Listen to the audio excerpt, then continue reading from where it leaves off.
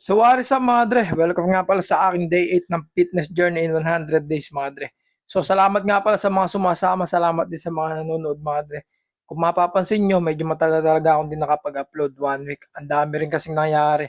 Tapos may inasikaso pa akong business mga dre. Sa palagay ko, yung pinaplano ko ngayon mga dre, yun na yung magpapaganda talaga sa business ko mga dre. So swerte yung mga nanonood sa akin. Oras na yumaman ako. Di kayo makawalan sa akin mga dre, yung mga nanonood. Tapos pagka nagpapa-comment ako, nagko-comment kayo mga dre. Nakikita ko yan kung sino yung mga nanonood sa akin, mga nagre-react. Siyempre, hindi naman ako bato. Wala lang sa ngayon mga dre, wala akong pamigay na pera, kaya hindi ako masyadong pinapanood. Pero mahalaga rin naman yung kahit papaano yung content ko mga dre sa palagay ko. Tinuturuan ko kayong maging healthy, maging fit mga dre. So yun na nga mga dre, malalaman nyo na lang yung plano ko na yun kasi upload ko din yun. Magdo-double content ako mga dre about sa business ko tapos about dito sa fitness mga dre. Yung workout nga pala to mga dre, about sa legs nga pala to. So nagwo-workout ako mga dre Monday to Thursday kasi 4 na araw lang. So yun nga mga dre, 4 na araw lang ako nagwo-workout. Chest, tapos tricep, back, tapos bicep mga dre. Tapos sinasabayan ko na yan mga dre sa susunod, 'di ba? Yung bago mag-vlog na 'to mga dre, yung shoulder ko, tapos abs, tapos last workout ko legs mga dre. Ganoon ko ini-split yung aking mga workout mga dre. So nakikita niyo naman mga dre, 'di ba? Medyo mabigat na rin yung buhat ko na nagdadagdag na rin ako. Kahit papaano naman mga dre sa pagbubuhat ko, may nag-i-improve na rin naman.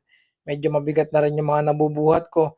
Ibig sabihin niyan mga dre, pagka medyo nag-upgrade ka na, nakakapagbuhat ka na ng medyo mabigat, diyan na nagsisimula yung muscle enlargement mo mga dre. Yung nagde-develop yung mga muscle mo mga dre. Kasi pagka mine-maintain mo lang yung pagbubuhat mo, tapos at yun ka lang din, yung weights mo mga dre. Bale, nagiging fit ka lang, nagiging malakas ka lang, pero hindi siya lumalaki, hindi siya nagpapump yung muscle mo mga dre. Kasi yung muscle mga dre, sinisiraan yung muscle nyo pag nagwo-workout kayo. Tapos, pag kumakain kayo ng protein, mga dre, doon nare-repair yun.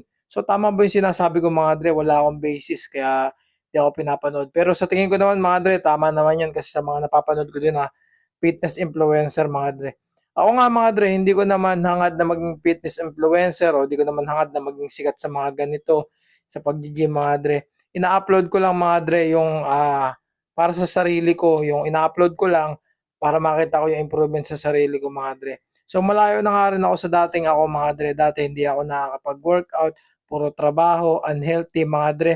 Tapos puro inom, ayan mga dre, puro pagpupuyat. So tinigilan ko na yun mga dre simula nung nakita ko yung mga epekto. Nagsimula nga pala yun mga dre nung namatay yung aking lolo mga dre. So ganun yung lifestyle niya. So binago ko yung lifestyle ko. Pilit na ako hindi umiinom ngayon mga dre. Iniwasan ko na rin yung mga pagpupuyat. Tapos mga bisyo, mga dre. Tapos yung walang kasaysayan na bagay-bagay. So self-improvement na lang yung ginagawa ko ngayon mga dre. So napaka-arte ko naman. Ayun, nakita nyo na yung workout mga dre. Gayahin nyo na lang pagka gusto nyo. So ito na nga ako sa pinakamasarap na part sa lagi kong sinasabi. Umiinom na ako ng whey mga dre. So patapos na yung vlog na to mga dre. So kita-kita tayo sa day 9 mga dre. Sana matapos na yung plano ko mga dre.